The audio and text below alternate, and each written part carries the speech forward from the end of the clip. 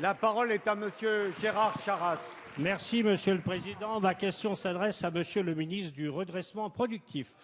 Monsieur le ministre, vous connaissez l'Allier et le bassin d'emploi de Vichy, marqué depuis 30 ans par des restructurations industrielles. Celles qui relèvent de l'échec complet. Sédifère, par exemple, où la justice nous a donné raison si tard que la porte de l'usine était déjà close. Celle que nous avons gérée, Giat par exemple, qui a fini par fermer sans un seul licenciement sec. Celle que nous avons empêchée physiquement parfois, je pense à Amplifil, qui, sous un autre nom, continue de faire travailler une centaine de salariés plus de 10 ans après le conflit, quand le chef d'entreprise ne nous donnait pas 2 mois. Aujourd'hui, l'entreprise Svana est promise à la fermeture pour janvier 2013. Radical, donc réaliste, je me suis penché sur la galaxie financière et industrielle qui possède cette usine. L'unité de production de Vichy est rentable, dit la direction, même si elle continue de ne pas publier les comptes. Elle appartient à une holding qui, l'an dernier, a gagné, résultat net, 60 millions d'euros, soit environ 82 fois la masse salariale annuelle brute de l'unité de production de Vichy. Elle est dirigée par un chef d'entreprise sans doute avisé, dont la fortune se compte aujourd'hui en milliards. Nous sommes donc face à une décision financière, mais qui commence déjà de s'habiller en plan social pour que l'État, les finances publiques, nos impôts la financent.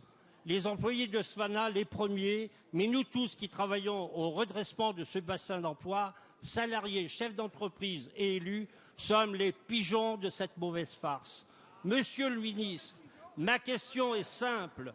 Notre bassin d'emploi a besoin d'industrie pour l'emploi et pour son équilibre. Quand allez-vous faire et comment allez-vous faire pour nous aider et empêcher ce mauvais coup? Je vous remercie. Merci. La parole est à Monsieur le ministre du Redressement productif, Arnaud Montebourg. Que l'on écoute en silence. Monsieur le Président, Mesdames et Messieurs les députés, Monsieur le député Gérard Charras, vous signalez un des multiples exemples aujourd'hui de plans sociaux abusifs. Il existe en effet des difficultés dans certaines entreprises qui conduisent à devoir choisir des mesures douloureuses de redressement. Cela arrive dans des grandes comme dans des petites entreprises.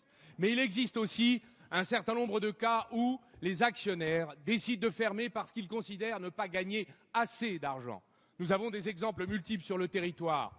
Quelle est la politique du gouvernement à cet égard? D'abord, la grande conférence sociale a ouvert une négociation sur les conditions dans lesquelles il sera possible qu'une loi du Parlement puisse intervenir dans un accord, nous l'espérons, commun entre les organisations syndicales et les organisations patronales, permettant, lorsqu'un repreneur se présente pour un site viable et rentable, que la justice puisse le lui transmettre. C'est une mesure, j'allais dire, de justice et d'équilibre économique, comme il en existe dans de nombreuses économies modernes et ouvertes aujourd'hui.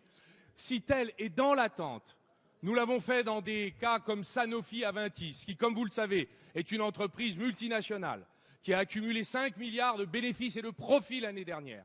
Nous avons donc discuté avec les dirigeants et nous leur avons demandé, compte tenu de ce qu'ils doivent à la France, à l'assurance maladie, à la République française, à son histoire, qu'ils aient la décence de revenir sur des mesures qui sont manifestement abusives. Eh bien, dans ce cas-là, d'une grande multinationale, comme dans l'entreprise que vous signalez dans l'Allier, le gouvernement se tient prêt pour agir de la même manière, monsieur le député.